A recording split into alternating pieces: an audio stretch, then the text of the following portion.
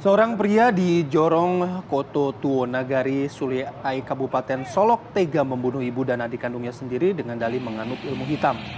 Pelaku MW seolah menganggap ibu dan adik kandungnya sebagai iblis, sehingga ia tidak segan menghabisi nyawa kedua anggota keluarganya sendiri dan tanpa rasa bersalah melarikan diri ke dalam hutan.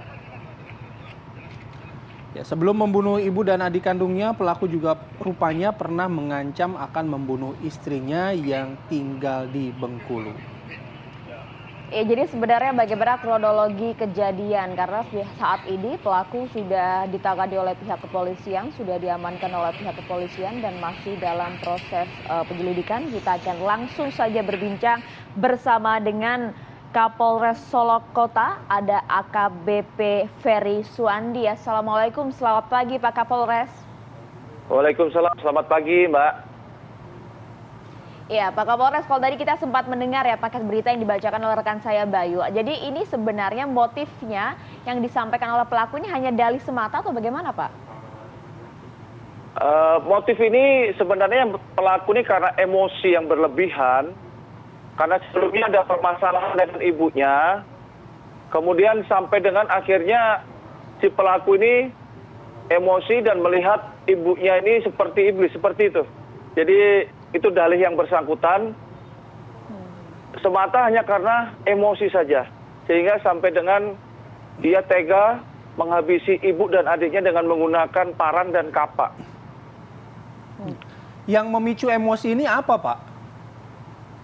Jadi yang bersangkutan ini adalah pernah dulu ada gangguan jiwa, kemudian berobat ke rumah sakit, sempat diberikan resep berupa obat, kemudian ibunya ini terus mengingatkan yang bersangkutan untuk meminum obat ini.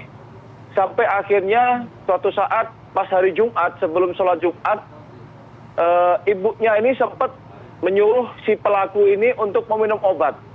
Tapi si pelaku ini menolak terus-menerus, saya bukan orang gila, saya bukan orang gangguan jiwa dan sebagainya. Akhirnya ibunya karena memaksakan diri untuk tetap meminum kepada yang bersangkutan, si pelaku ini. Dan pelaku karena emosi yang meluap-luap akhirnya menghabisi dengan parang tadi.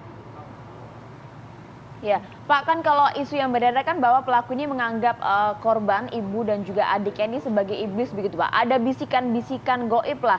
Ini kebenarannya bagaimana Pak? Karena kalau tadi disampaikan memang ada background latar belakang gangguan kejiwaan sebelumnya. Betul.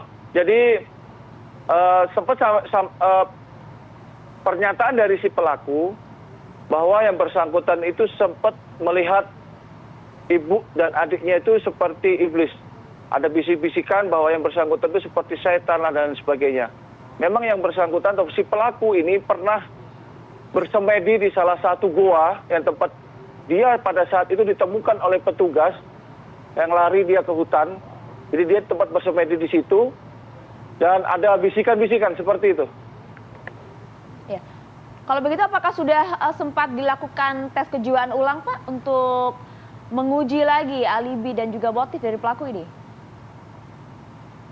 Saat ini si pelaku sedang ditahan di Polres Solok Kota ya, di sel tahanan Polres Solok Kota sudah 2 hari. Dan pada saat dimintai keterangan oleh penyidik kami, yang bersangkutan ini sudah bicara seperti normal, seperti biasa. Jadi itu apakah dari yang bersangkutan tetap kita laksanakan penyidikan dan observasi oleh dokter apabila ditemukan 3 hari.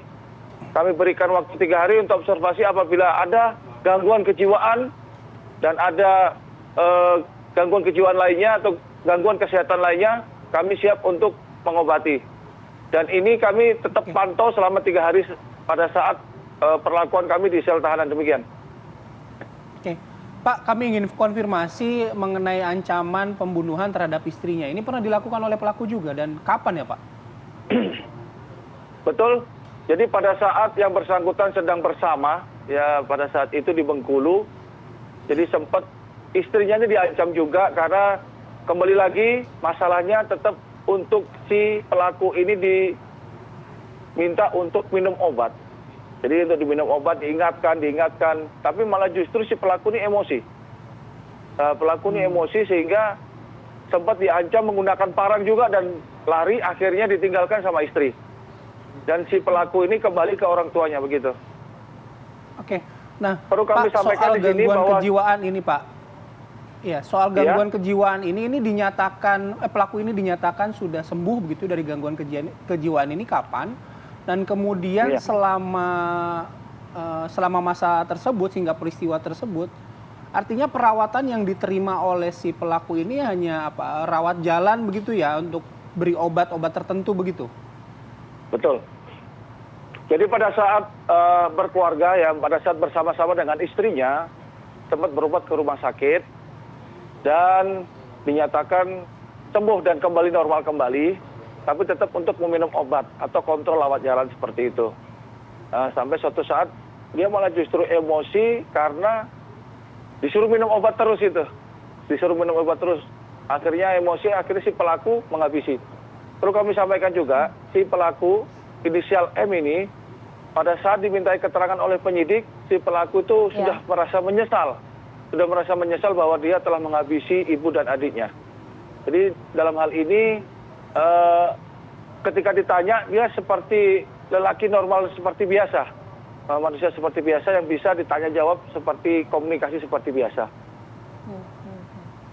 Oke, Pak, tapi kalau dalam keseharian sebenarnya pelaku ini seperti apa, Pak? Dalam berkomunikasi, dalam melakukan aktivitas keseharian dia? Yang bersangkutan seperti layaknya keluarga-keluarga yang lain ya. Seperti keluarga yang lainnya, dia turut membantu orang tua, terus kemudian memang tidak punya pekerjaan yang tetap. Dia pergi ke kebun, menanam, bercocok tanam, seperti biasa. Ketika ada permasalahan dengan ibunya, itulah yang memicu dia timbul emosi yang tinggi, sehingga sampai dia rela untuk menghabisi nyawa kedua orang tuanya, yang ibunya, karena lagi bapaknya sudah meninggal ya, ibunya sama adiknya. Jadi keseharian seperti biasa. Tapi memang dalam satu keluarga, kami tanya dari beberapa saksi, tetangga maupun wali jorong, atau wali jorong itu kayak RT RW-nya di kampung tersebut, itu yang bersangkutan memang agak menutup diri. Keluarga tersebut termasuk ibunya dan adiknya, mereka banyak menutup diri, kurang komunikasi dengan pihak tetangga atau pihak luar begitu. Oke, baik. Baik, Pak Ferry, terima kasih atas waktu dan juga informasinya pagi hari ini. Selamat beraktivitas kembali, Pak. Salam sehat, Pak Kapolres. Terima kasih, Mas Bayu, Mbak Maria.